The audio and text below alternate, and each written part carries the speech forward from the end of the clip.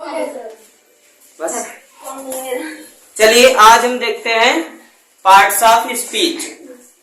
Parts of speech में हमें ये देखना है कि पार्ट ऑफ स्पीच होता क्या है।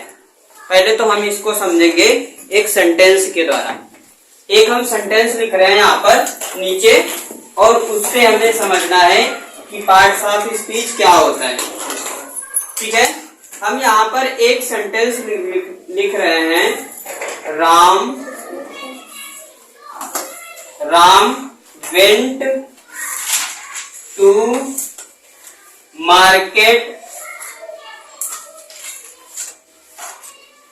टुडे। इसका हिंदी अर्थ क्या हुआ कि राम आज मार्केट गया। ठीक है, लेकिन अब यहाँ पर कुछ ऐसे शब्द दिए गए हैं जिनका सीरियल बिल्कुल वही है। अगर हम दूसरा सेंटेंस लिखें इसी टाइप का तो हमें इसी तरीके से ये हमारा ये यहीं पे रहेगा, और ये नहीं, यहाँ पर कुछ भी हो सकता है। ये भी एक नाउन है, और ये हमारी क्रिया है जिसको हम वर्ब कहते हैं। ये हमारा प्रीपोजिशन है, और ये मार्केट ये ऑब्जेक्ट है जहां की बात हो रही है, और ये टाइमिंग दे रखी है। तो सारे वर्ड जो हैं ये सब अलग अलग है। चलिए अब इससे पहले हम इन चीजों को समझते हैं बारी बारी से। ये हमने ऐसा क्यों लिखा है, क्यों?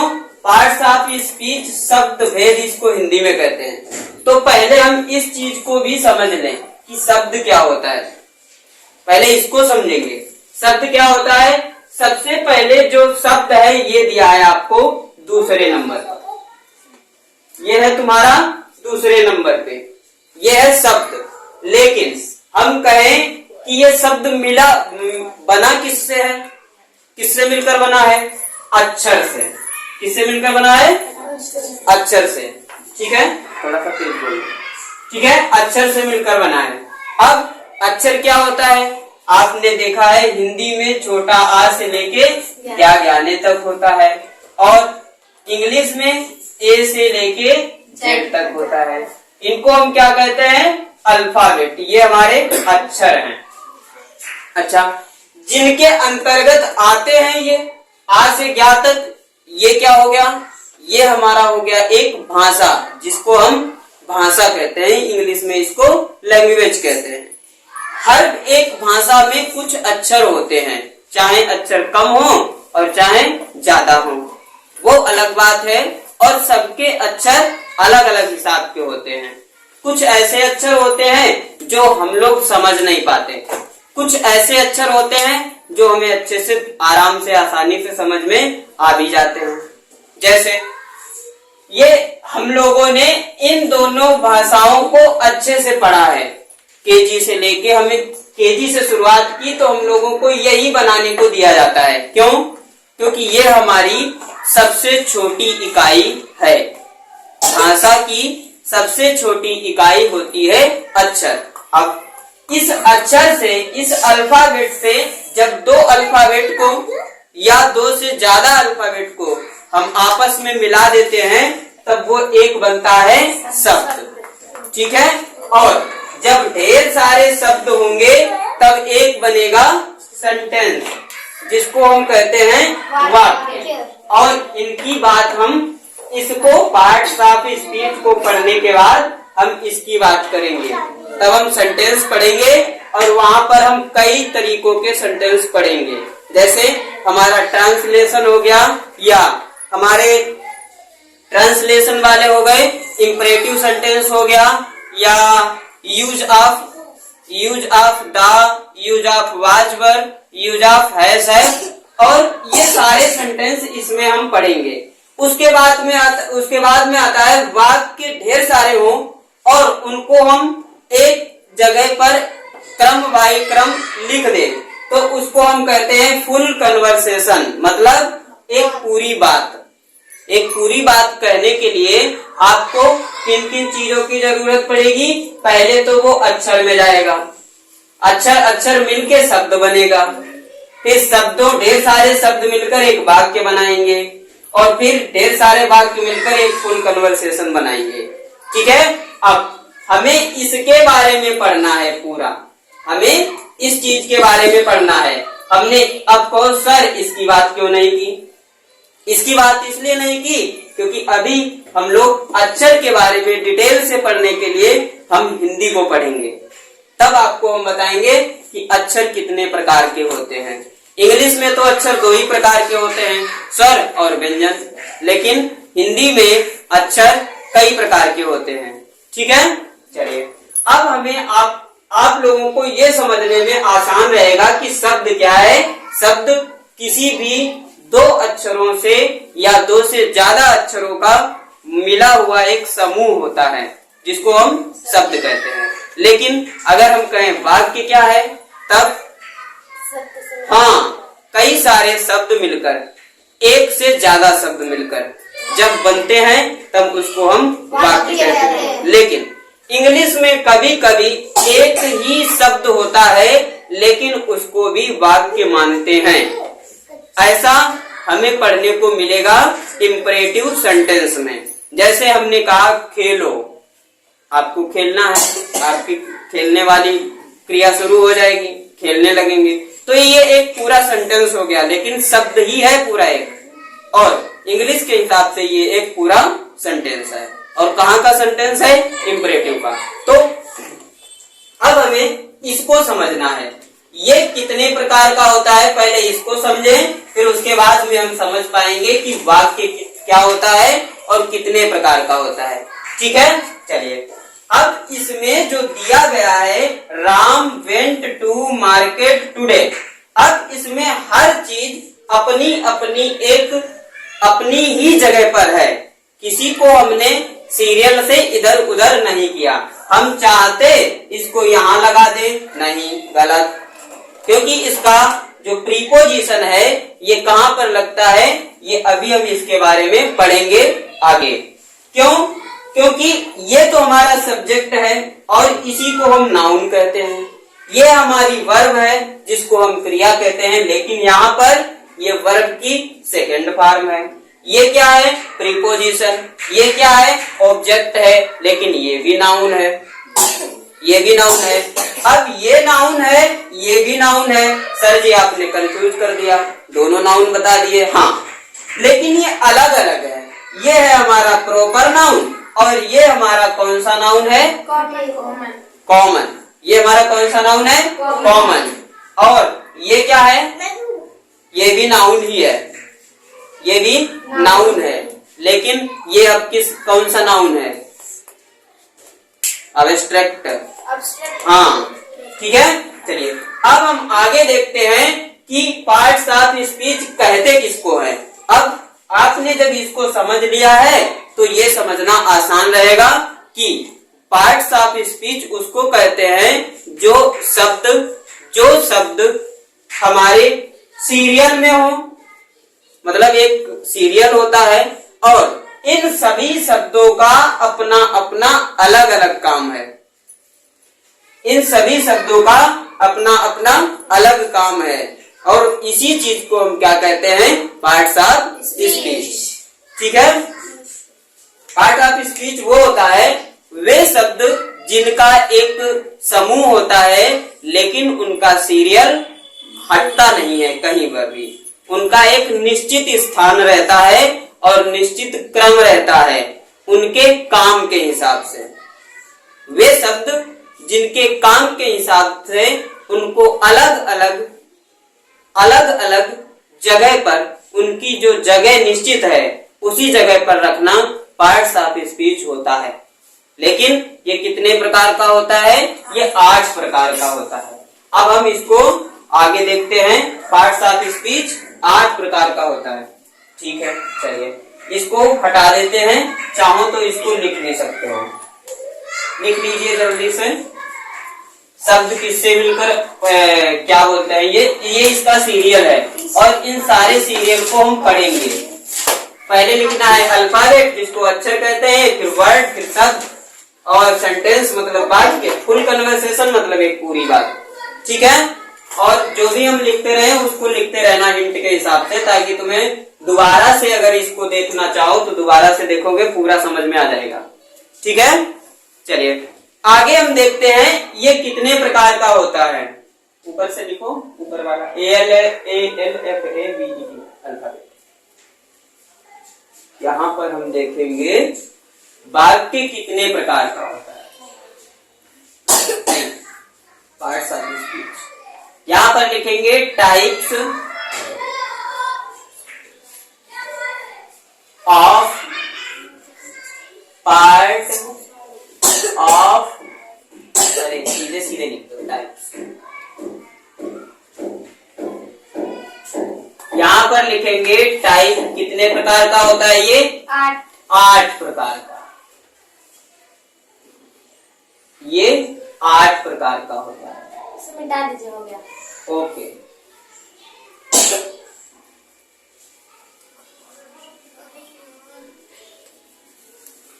चलिए 8 प्रकार वो कौन कौन से होते हैं हम एक एक करके देखेंगे और इसमें एक एक करके हम विवरण इनका जानेंगे डिटेल से। पहला होता है हमारा नाउन, हिंदी में इसको क्या कहते हैं संज्ञा,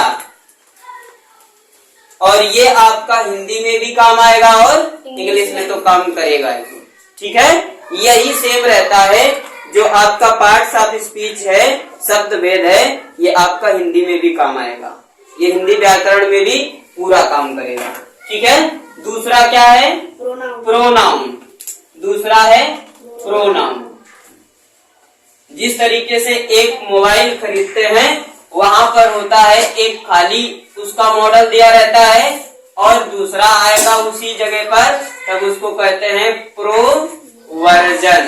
प्रोवर्जन जैसे कोई भी हो गया, कोई भी मोबाइल है या कुछ भी आता है तो पहले उसका सिंपल नाम रहता है और जैसे ही उसमें कुछ अपडेट किया जाता है, नया मॉडल लॉन्च होता है, तब उसको बोलते हैं प्रोवर्जन। बस वही सेम सिस्टम यहाँ पर भी है, यहाँ कहता है नाउन, यहाँ कहता है प्रोनाउन। ठीक है, आगे तीसरा क्या है, तीसरा है एडजेक्टिव, ADJECTIVE, एडजेक्टिव। इसका मतलब है विशेषण, विशेषण। अभी सारे एक एक करके हम समझेंगे विशेषण। और 4 नंबर में क्या आता है वर्ब, वर्ब मतलब क्रिया, वर्ब मतलब क्रिया।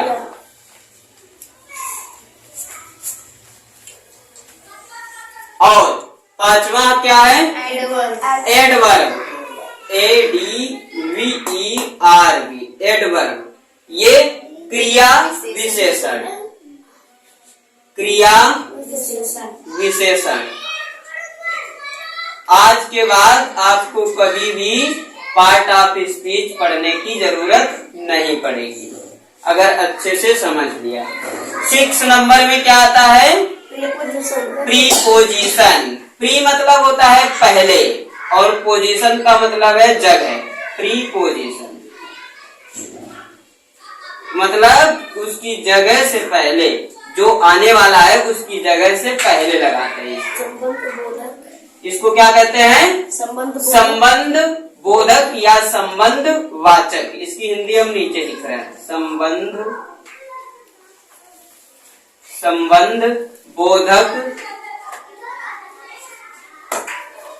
या संबंध वाचक। इसको वाचक भी कह सकते हो, कोई बात नहीं है, बिल्कुल सही रहेगा, कोई नहीं काटेगा।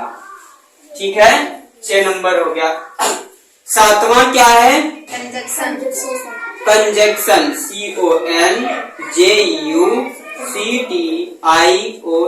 कंजक्शन। इसका मतलब है समुच्चय वाचक या समुच्चय बोधक। समुच्चय वाचक या बोधक, एक ही बात है। चलिए 8वां और लास्ट, ये क्या है इंटरजेक्शन। Interjection INTERJUCTION, interjection. इसको क्या कहते हैं विस्मयादि बोधक। विस्मयादि विस्मयादि बोधक, बोधक या वाचक, दोनों में से कोई भी शब्द लिख दो, कोई नहीं काट सकता। ठीक है। अब हम इन सब में एक कॉमन देखते हैं।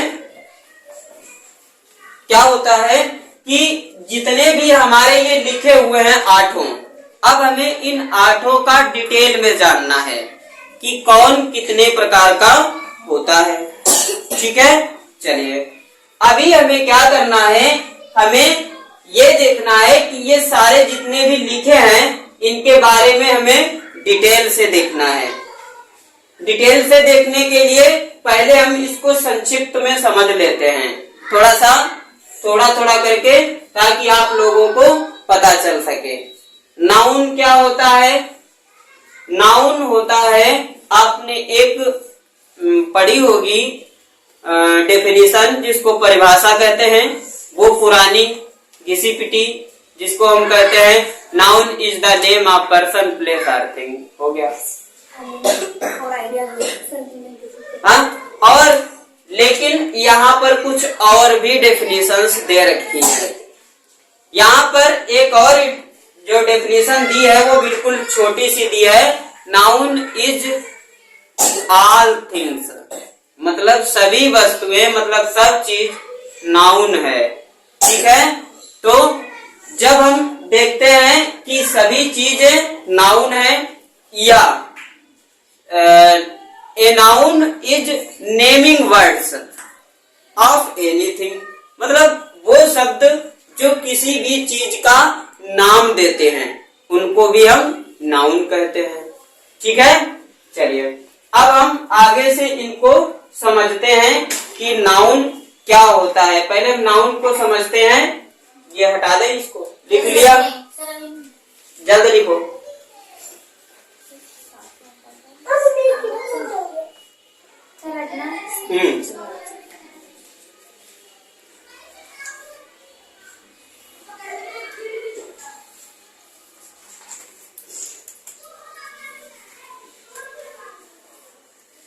और ये हमारा पार्ट 1 ही है, और जिसका ए नंबर है।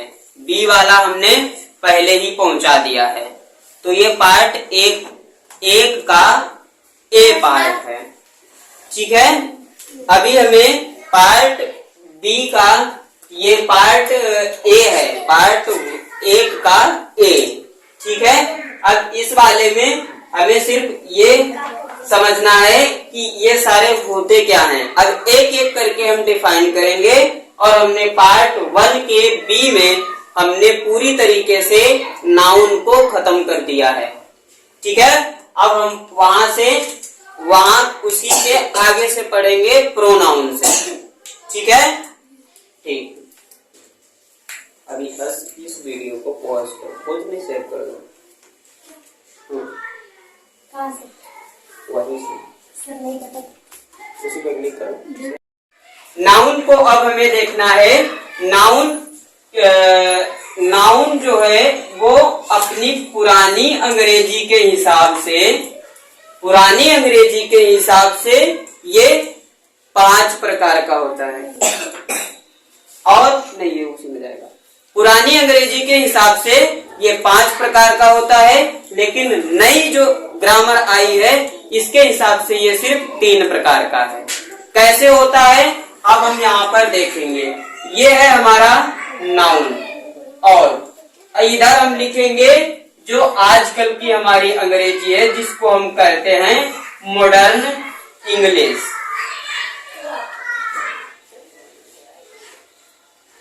Modern English. मुकेश समझ में आ रहा है? यहाँ पर हम लिखेंगे ओल्ड इंग्लिश। ये ओल्ड इंग्लिश मतलब ओल्ड ग्रामर, ENGLISH। ठीक है। ये हमारी इधर ओल्ड इंग्लिश वाले हम लिखेंगे कि नाउन कितने प्रकार के होते थे, और यहाँ पर हम लिखेंगे मॉडर्न इंग्लिश के हिसाब से नाउन कितने प्रकार के होते हैं। ठीक है। तो ओल्ड इंग्लिश में कौन कौन से होते थे? पहले होता था प्रॉपर नाउन, यहां पर प्रॉपर नाउन लिखते भी जाना है, नहीं तो फिर ज्यादा बड़ा वीडियो भी हो जाएगा। और ये यहां पर लिखते हैं 1 नंबर, ये है हमारा प्रॉपर नाउन। और ये आज भी प्रॉपर का प्रॉपर ही है, यहां पर भी लिख देंगे प्रॉपर नाउन, प्रॉपर नाउन, ठीक है। ये यहां पर भी 1 नंबर पे है, आज भी ये उसी नंबर पे है, इसमें कोई बदलाव नहीं किया गया। लेकिन अब दूसरा यहां क्या आता है? दूसरा क्या आता है? प्रॉपर के बाद में कॉमन नाउन, कॉमन, प्रॉपर के बाद में कॉमन नाउन, COMMON और NOUN। और कॉमन नाउन के बाद में तीसरा क्या आता है? कलेक्टिव नाउन, कलेक्टिव, COLLECTIVE,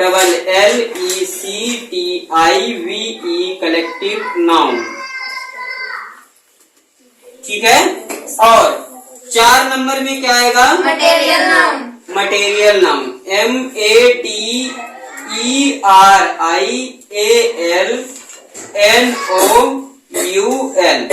इसके बाद में 5वां abstract noun, ABSTRACT, abstract noun, ठीक है। ये हमारे पुरानी इंग्लिश के हिसाब से है, पुरानी इंग्लिश के ग्रामर के हिसाब से है। लेकिन आजकल की जो मॉडर्न इंग्लिश ग्रामर है उसके हिसाब से ये अब तीन तरीकों के इन्होंने बचाए हैं। कैसे 3 तरीके के किए हैं? ये दूसरे में आ जाता है काउंटेबल, COUNTABLE,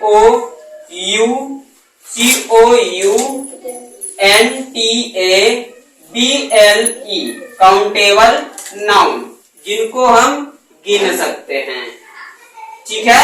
अगला है 3 नंबर में आएगा अनकाउंटेबल नाउन, अनकाउंटेबल नाउन, जिन्हें हम नहीं गिन सकते, हाँ, जिनको हम नहीं गिन गिन सकते, TABLE, अनकाउंटेबल नाउन, ठीक है। अब ये जो दोनों पार्ट हैं, ये वाले, ये तुम्हारे इन्होंने एक में मिला दिया इन दोनों को, और इन दोनों को एक में मिला दिया। इस तरीके से ये बन गए अब 3। पहले कितने थे? 5। हमने भी 5 ही पढ़े थे, लेकिन आज हमें भी पता है कि ये आजकल के हिसाब से 3 ही बचे हैं, ठीक है। चलो लिखो जल्दी से, सब बता दो, होगा और मैं नहीं लिखूंगा, जल्दी लिखो।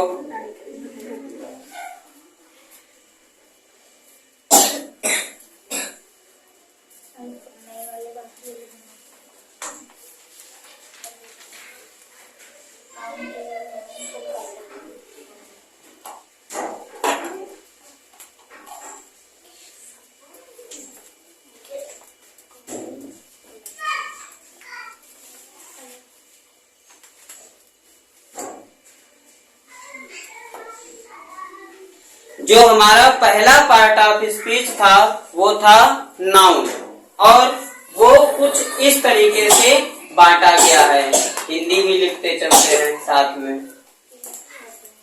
ठीक है। ये हमारा टोटल बना था 5 प्रकार का, पीछे वाली इंग्लिश के हिसाब से, ओल्ड इंग्लिश ग्रामर के हिसाब से, और आजकल की ग्रामर के हिसाब से ये सिर्फ इन्होंने 3 प्रकार से बचाया है। चलो अब हम एक एक करके इसको पढ़ेंगे, फिर इसको पढ़ेंगे, फिर इसको, फिर इसको, फिर इसको, ठीक है। वैसे इसका यहाँ से शुरुआत से हमने डाल चुके हैं वीडियो, उसको देखना है, आपको लिंक मिल जाएगा, ठीक है। चलो तो इसको अब हम हटा रहे हैं और हम आगे बढ़ते हैं। अब वीडियो को सेव करो।